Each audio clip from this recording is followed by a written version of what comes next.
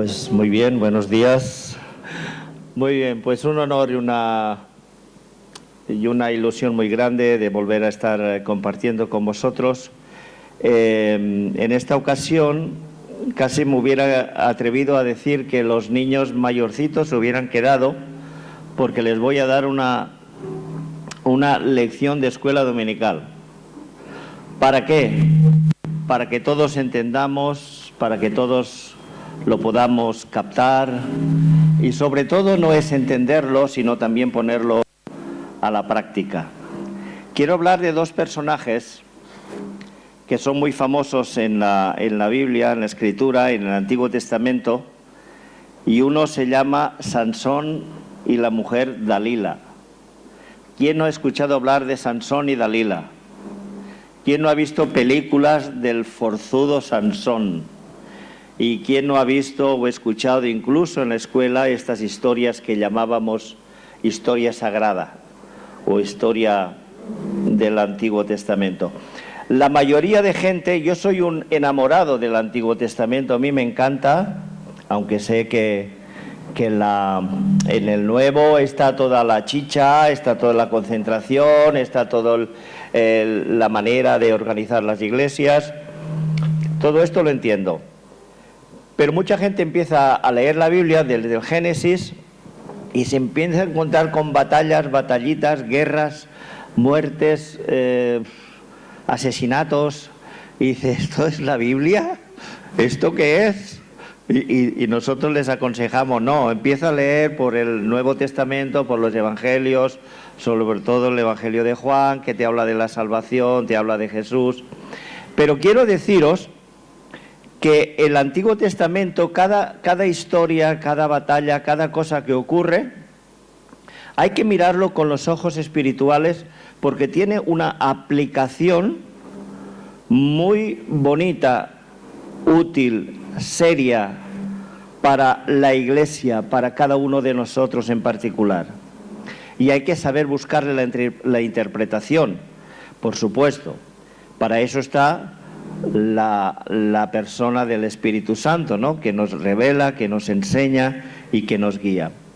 Bien, en esta historia en concreto quería deciros que Sansón fue uno de los jueces del pueblo de Israel, uno de los jueces del pueblo de Israel.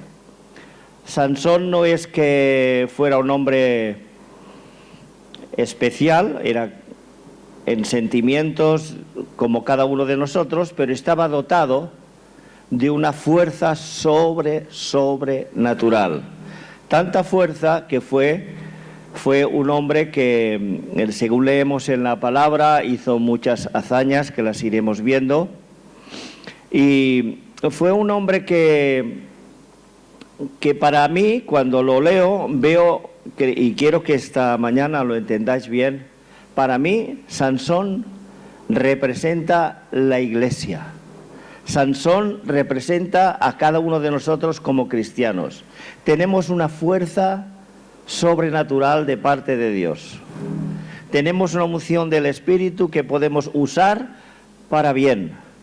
Pero también tenemos unos peligros en el camino que también el diablo sabe por dónde meter la gamba, que se dice, ¿no? Por dónde engancharnos en nuestras debilidades y todo esto. Bien. Dalila, la famosa Dalila, pues representa ni más ni menos que el mundo que quiere cautivarnos, que quiere dormirnos, que quiere distraernos. Y esta es la historia del mundo y la Iglesia. Por eso el título se llama El secreto del poder de la Iglesia. Os lo digo yo. El secreto del poder de la Iglesia. ¿Cuál es el secreto del poder de la Iglesia? Pues lo iremos viendo durante la prédica. Deciros algo muy importante en cuanto a Sansón. Fue un hombre, a ver, porque lo tengo un poquito anotado, era un hombre nazareo. Nazareo era una persona que estaba dedicado a Dios desde su nacimiento.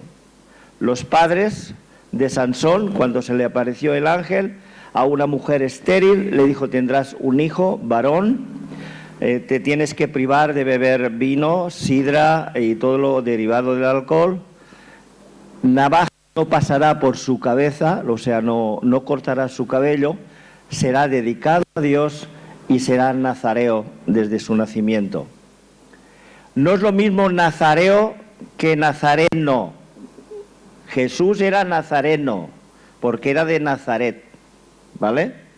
Pero no es lo mismo. Sansón era nazareo porque estaba dedicado desde su niñez. Yo creo que este es un punto importante para ver que la Iglesia, en particular, cuando nosotros nos entregamos al Señor como Iglesia, ya estamos dedicados para el Señor, para el servicio de Dios, ¿verdad? Recordar siempre que tú y yo somos Iglesia.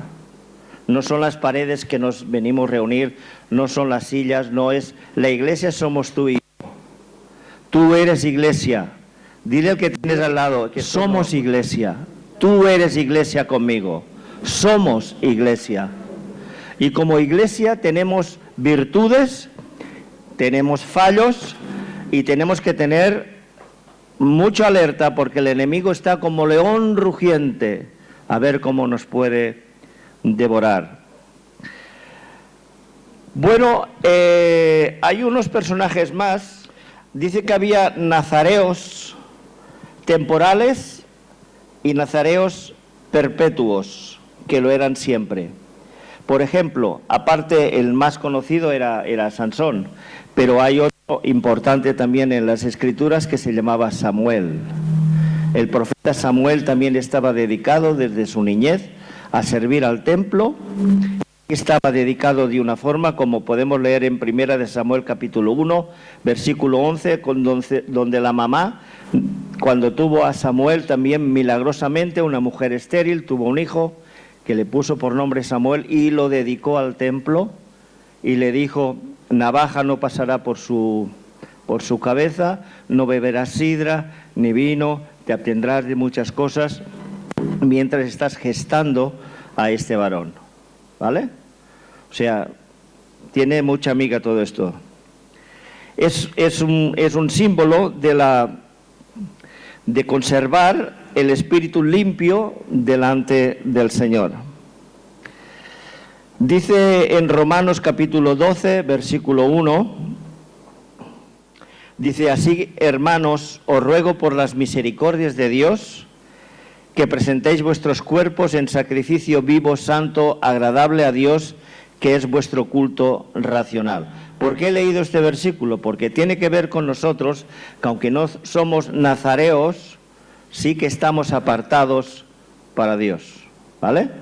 Que no me vengan mañana toda la gente con los pelos largos, sin peinar, porque nos hemos hecho nazareos. No se trata del pelo, se trata de lo que hay en nuestro interior. Se trata de lo que nosotros queremos dedicarnos al Señor. Aunque un símbolo en aquella época era el pelo largo. Bueno, ahí me quedo con todo esto. Vamos a la historia. Según encontramos en el libro de Jueces, capítulo 13, entenderemos esto desde el versículo 1 al 5, son 5 versículos. Dice: los hijos de Israel volvieron a hacer lo malo ante los ojos de Jehová, y Jehová los entregó en mano de los filisteos por 40 años. Y había un hombre de Zora, de la tribu de Dan, el cual se llamaba Manoa, y su mujer era estéril, y nunca había tenido hijos. A esta mujer apareció el ángel de Jehová y le dijo: he aquí que tú eres estéril y nunca has tenido hijos, pero concebirás y darás a luz un hijo. Ahora pues no bebas vino ni sidra, ni comas cosa inmunda.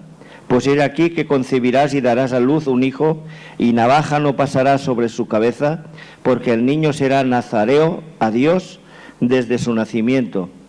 Y él comenzará a salvar a Israel de mano de los filisteos. Esto es la historia que os he contado un poquito. Y luego encontramos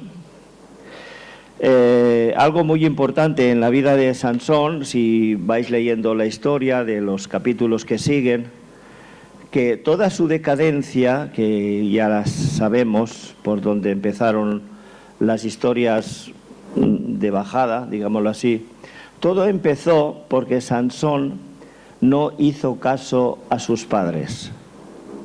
¿Por qué digo esto? Porque en un momento los padres le indicaban eso no lo hagas, por aquí lo vamos leyendo en la historia de él, y él no hizo caso a los padres. Todo comenzó con la desobediencia a los padres. Queridos jóvenes, la palabra de Dios dice que tenemos que obedecer a nuestros padres en todo, porque esta es una bendición de parte de Dios. Honra a tu padre y a tu madre para que te vaya bien y seas de larga vida en la tierra. Esta es una promesa de parte de Dios que yo toda la vida le he tenido muy presente, y yo creo que es importante que nuestros jóvenes, o cuando empezamos a venir a la iglesia por primera vez, entendamos que es importante la honra a los que nos dieron la vida, ¿vale? Bueno, ese es un punto, y Sansón se lo pasaba un poco por alto porque él tenía sus propias ideas, era un hombre con una fuerza sobrenatural, y bueno, la Biblia dice que en Hebreos capítulo 2, versículo 1 al 3, dice, por tanto, dice, es necesario que con más diligencia atendamos a las cosas que hemos oído, no sea que nos deslicemos. O sea, que atendamos a las cosas que hemos oído, que hemos asimilado, no sea que nos deslicemos. Sansón sabía las cosas, sabía el propósito de Dios para su vida, sabía que era un hombre apartado para Dios y era un juez que tenía que juzgar al pueblo. Sin embargo, se deslizó y se fue por su propia idea, y empezó con la desobediencia, descuidó quizá la comunión con Dios, descuidó y se agarró a los apetitos carnales, y eso fue lo que le fue desviando. No es la persona no cae de la noche a la mañana en un problema, sino son multitud, o sea, son diferentes estados, diferentes ocasiones en que uno va cayendo un poquito, mañana, como ahí no ha pasado nada, un poquito más, luego un poquito más, cuando te das cuenta estás tan ciego que ya no ves el peligro que está inminente de cara a nosotros. El diablo, queridos, es muy sutil y actúa de una forma muy sutil, y empieza poquito a poco un susurro, una idea, una imagen, algo que no le das importancia, vas dando un paso, mañana otro pasito, y como dice la canción, un pasito para adelante y otro para atrás, María. Y así vas adelantando hasta que realmente el diablo te tiene ciego y cautivo. Y esto ocurre, pues yo diría que una persona no se engorda de la noche a la mañana, no echa barriga de la noche a la mañana. Es un mordisco hoy, mañana 2, ahora 3, ahora un poquito más, ahora un azúcar y te vas. Es un ejemplo que decir que no viene de golpe, las cosas vienen poquito a poco, y el diablo va cegando. Ahora bien, ¿qué pasó con Sansón y Dalila? Ya hemos hecho un poco la historia de cómo era, de cómo nació, de cómo se comportaba, hizo muchísimas hazañas, se llevó las puertas de Gaza al hombro, con una quijada de asno mató a 1000 filisteos. Dios lo usaba y él se dejaba usar, y él veía que tenía ahí un poderío, y el hombre como hombre que era, se le aparece Miss Filistea. Miss Filistea. ¿Quién era la Miss de Filistea? Se llamaba Dalila. Qué nombre más sensual. Dalila. Y Dalila ocurrió que era muy astuta, estaba pagada, porque no lo quería para nada, lo que quería era cobrar lo que le iban dando y lo engañó infinidad de veces porque cogía a Dalila y Sansón se enamoró. Porque, ¿sabes lo que pasa? Te lo digo en catalán, que Sansón era molt llepo. Era goloso, le gustaba lo bonito, le gustaba lo bueno, como todo el mundo. No nos engañemos. Le gustaba y le gustaba la chica y él iba detrás de ella y ella lo sabía y se dormía, ella lo cogía, se lo ponía en la falda y lo acariciaba y lo acariciaba y lo acariciaba y él se dormía. Y dice, Sansón, cuéntame el secreto de tu fuerza. Déjame que duerma. Sansón, cuéntame el secreto. Pues mira, si me atáis con cuerdas nuevas, no sé qué, no podré romperlas. Lo ataba. Venían los enemigos. Sansón, los enemigos. Y ¡paf! Rompía las cuerdas. ¡Ah! ¡Me has engañado! Me has dicho que con las cuerdas y mira, ha salido... Bueno, otra vez se dormía. Dime tu secreto. Dime tu secreto. Pues si me atáis con juncos verdes y tal, recién cortados, que no podré romperlos. Lo ataban con juncos verdes y ¡paf! Lo rompía. Pero inútil. ¿No ves que te está engañando 1, 2 y 3 veces? A la cuarta, como quien dice, ya lo tenía tan envejecido. Porque, ¿sabéis una cosa? El diablo es insistente, insistente, insistente. Dime el secreto. ¿Cuál es el secreto? Y empieza diciendo, ¿cuál es el secreto de tu fuerza? Y Sansón dice, mira, vamos a leerlo. Porque es más la historia que lo que pueda decir yo. En el capítulo 16, Sansón se encuentra con Dalila. Empieza en el capítulo 16, versículo 4. Puedes leer en tu casa, pero en el versículo 16 dice, y aconteció que presionándolo ella cada día, esto es importante, presionándolo cada día, era una gotera, cada día, con sus palabras e importunándole su alma, fue reducida a mortal angustia. Esto parece un poema. Fue reducido a mortal angustia. Era tanta la existencia, era tanto lo que lo angustió. Le descubrió pues todo su corazón y le dijo, nunca a mi cabeza llegó navaja, porque soy nazareo de Dios desde el vientre de mi madre. Si fuere rapado, mi fuerza se apartará de mí, y me debilitaré y seré como todos los hombres. Viendo Dalila que él había descubierto todo su corazón, envió llamar a los principales de los filisteos, diciendo, venid esta vez, porque él me ha descubierto todo su corazón. Y los principales de los filisteos vinieron a ella y trajeron en su mano el dinero que ella cobraba. Y ella hizo que él se durmiese sobre sus rodillas. Y llamó a un hombre quien le rapó las 7 guedejas, que son las 7 trenzas. Llevaba 7 trenzas en su cabeza y ella comenzó a afligirlo, pues su fuerza se apartó de él. Y le dijo, Sansón, los filisteos sobre ti. Y luego que despertó él de su sueño, se dijo, esta vez saldré como otras y me escaparé. Pero él no sabía que Jehová ya se había apartado de él. No estaba la fuerza en su pelo, estaba en la obediencia a Dios. Dice, mas los filisteos echaron mano y le sacaron los ojos y le llevaron a Gaza y le ataron con cadenas para que moliese en la cárcel, y el cabello de su cabeza comenzó. Es otra historia, otra fase de Sansón. Pero donde estamos, ¿qué hizo el enemigo cuando lo capturó, cuando vio que estaba ya sin fuerza?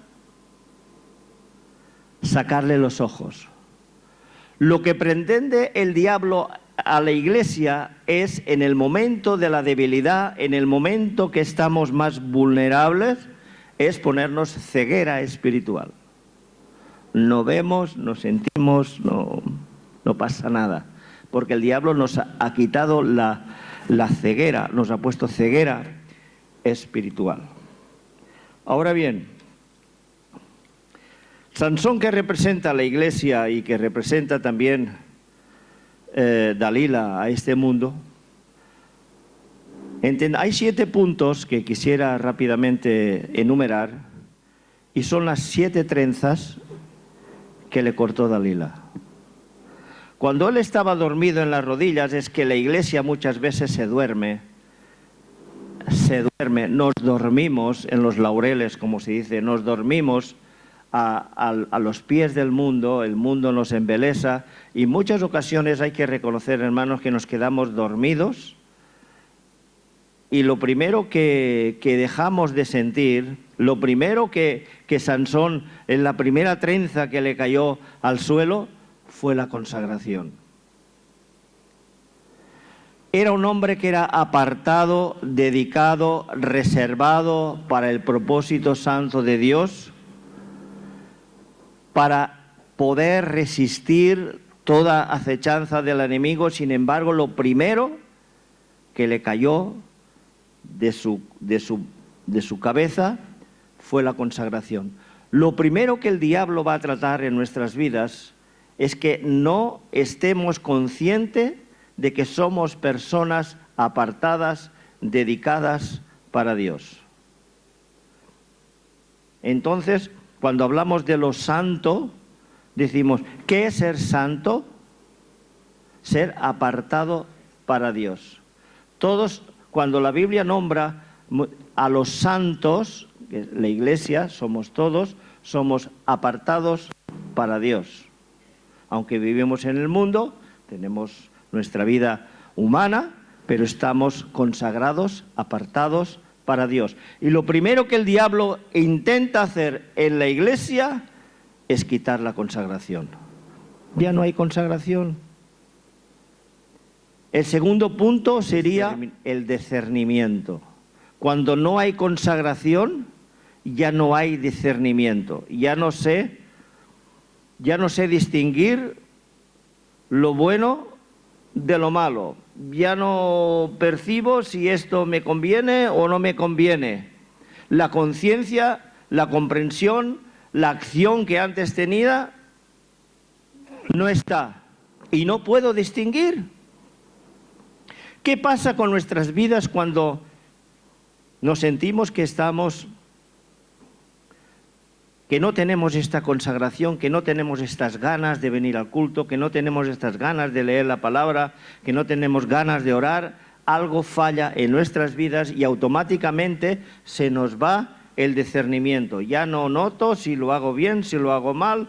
No ocurre esto en muchas vidas. A mí me ha ocurrido infinidad de veces y tengo que pedirle perdón al Señor, tengo que volver, decir, Señor, Espíritu noble, vuelve a sostenerme, Espíritu de Dios, vuelve a mi vida, Espíritu Santo, llena mi corazón, que pueda tener la conciencia clara para poder discernir cuando el diablo viene a atacar, cuando es o no lo es. El tercer punto que nos quitaría el diablo, o que le quitó a Sansón, es la santidad. Al perder el temor de Dios, perdió la santidad. Ya no estaba consagrado, ya no estaba con el espíritu abierto a discernir las cosas que eran de los que no eran. Ya la fuerza de esta ocasión se le fue, y la Biblia dice que sin santidad nadie verá al Señor. Y llega un punto en que te das cuenta que hay una falta de consagración, de discernimiento, de santidad, y el número 4 sería que perdió la confianza en el poder sobrenatural de Dios. ¿Por qué digo perdió? Porque en ese momento, cuando llegamos a ese punto, ya no confiamos en los milagros, ya no vemos que Dios puede actuar, ya no sentimos que realmente Dios tiene poder para tal cosa, para sanar, para hacer cualquier milagro, porque ya lo sobrenatural ya no lo tenemos tan claro. Ya estamos viendo demasiado con los ojos naturales, ya no estamos viendo con los ojos espirituales, ya en ese momento estamos viendo que no hay tanto poder. Y Sansón perdió la confianza en el poder sobrenatural de Dios. Ya no veo milagros, no veo nada, hay un espíritu de crítica inclusive dentro de nosotros diciendo, bueno, eso no puede ser casualidad. Y sobre todo en el punto número 5, es como ir cortando las trenzas. Dalila le cortó el espíritu de sacrificio.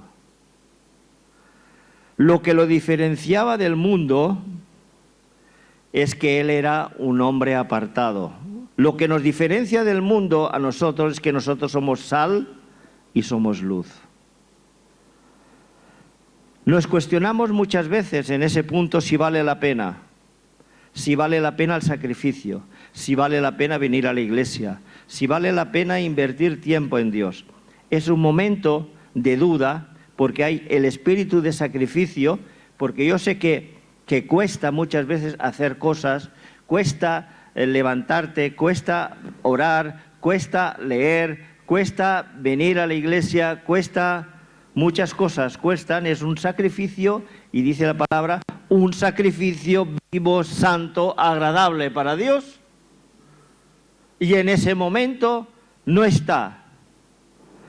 Si Daniel del Vecchio, que fue o es uno de los apóstoles de la obra en el cual reconocemos su ministerio, no hubiera venido a España, no hubiera empezado la obra de rehabilitación, todo lo que hizo, toda la doctrina que impartió, y hubiera dicho, no vale la pena, ¿dónde estaríamos muchos de nosotros?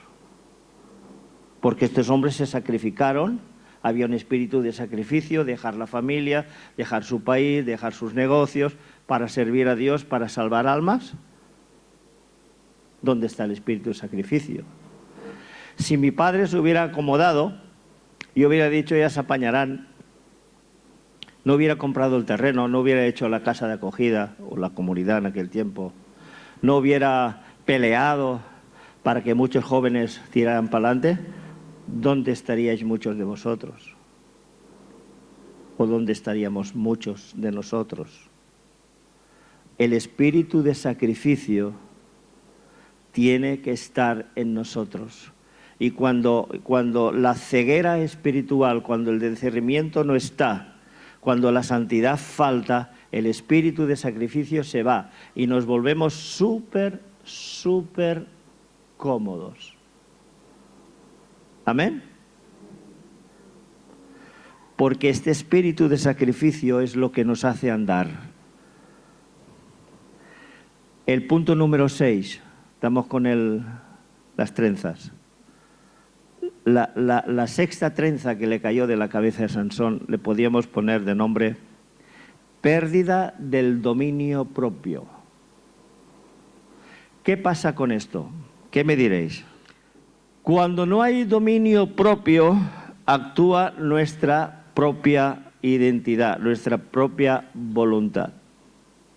Dominio propio quiere decir que cuando a veces tenemos que mordernos la lengua y callar, que a mí me cuesta un montón, pues hay que callar. Cuando hay que hablar, hay que hablar.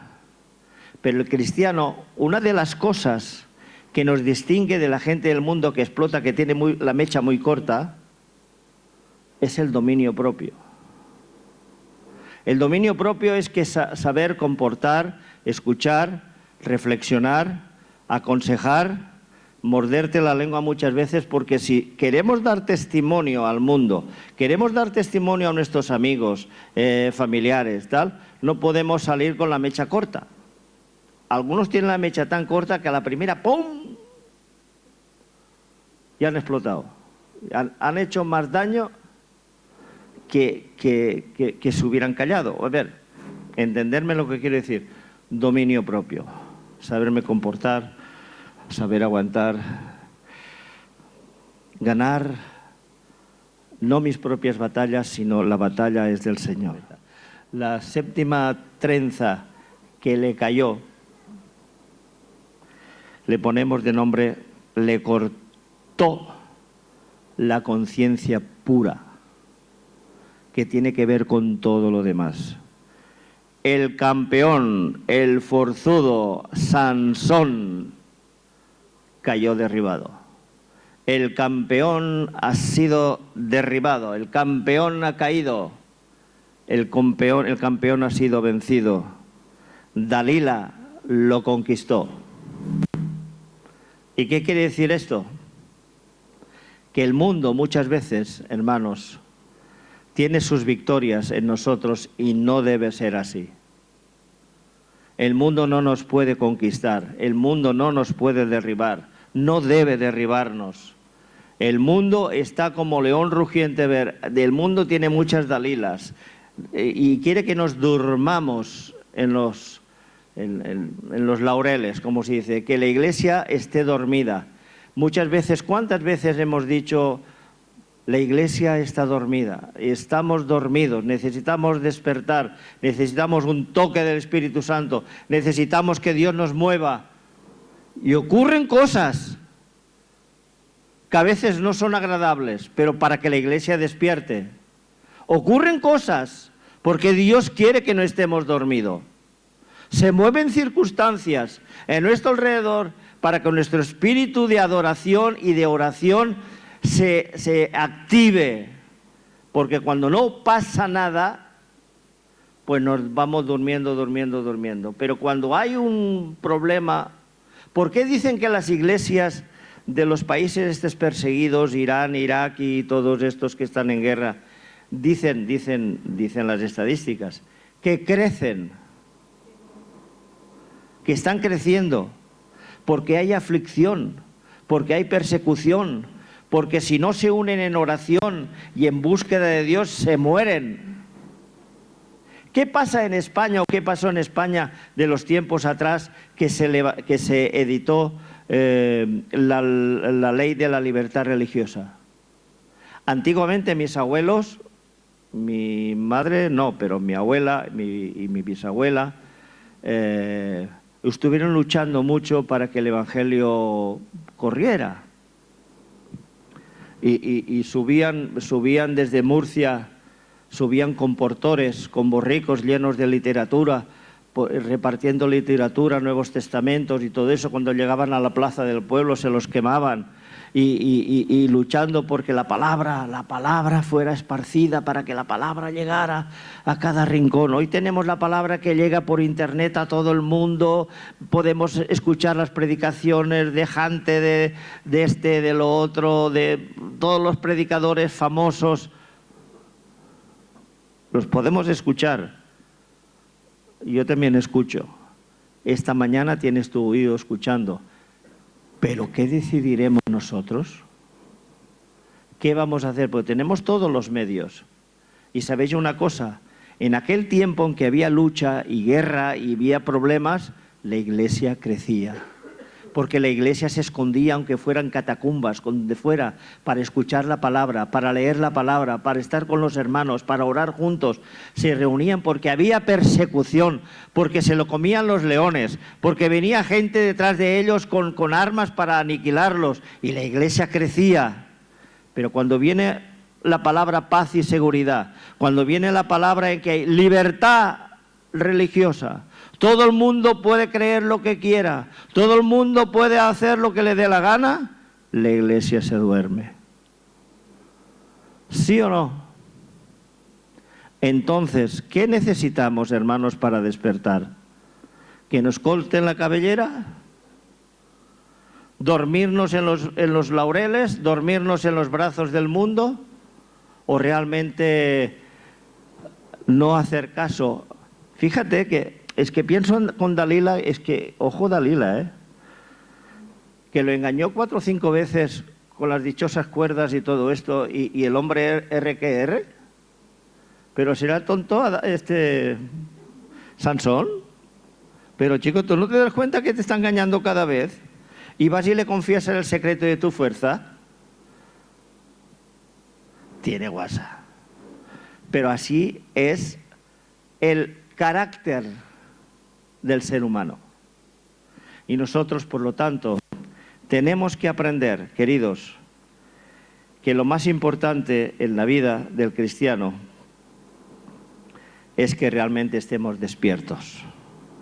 Dice un versículo en Primera de Pedro, capítulo 5, versículo del 8 al 9, dice: sed sobrios.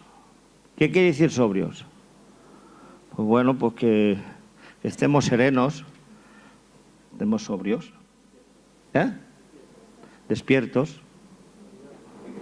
Sed sobrios, despiertos, serenos, sabiendo lo que hacemos. Sed sobrios y velad, no durmáis, velad. ¿Vale? ¿Cuántas veces en la palabra de Dios encontramos velad y orad para que no entréis en tentación? Velad porque el enemigo, como león rugiente, está como devorar. Velad, velad. Cuando uno tiene un problema, al menos yo, me cuesta dormir. ¿Y tú? ¿Duermes como un lirón? No hay problema. El problema te quita el sueño. Y buscas estrategias, y buscas formas como lo puedo resolver. Y la cabeza no para. Y si lo hago así, y si lo hago así, y todo esto, porque buscar una solución. Velad y orad. Sed sobrios y velad, porque vuestro adversario, el diablo, o sea, nuestro enemigo, como león rugiente, anda alrededor buscando a quien devorar. El cual resistid firmes en la fe, sabiendo que los mismos padecimientos se van cumpliendo en vuestros hermanos en todo el mundo. Que no estamos solos, que así, de la misma forma, está toda la Iglesia del Señor. Y así debemos comportarnos. Yo no sé, pero la historia a mí de Sansón y Dalila me encanta, porque le veo unos paralelismos tan reales de lo que es la Iglesia y el mundo, la Iglesia y el mundo, la atracción al mundo. Sansón es que le gustaba Dalila, le gustaba otra de no sé dónde, y el hombre mataba leones y mataba lo que sea por conquistarla. Quizá Dios lo permitió, pero yo creo que no era la forma. Pero aprendamos de estas lecciones que parecen historias, que fueron historias, pero para aplicarlos a nuestra vida. Velad y orad, hermanos, para que no entremos en tentación. Así que la palabra de Dios para vosotros hoy es que estemos despiertos y no permitamos que el enemigo nos robe la consagración, la santidad, la entrega, el dominio propio y todo lo que Dios nos ha dado. Amén. Que Dios bendiga.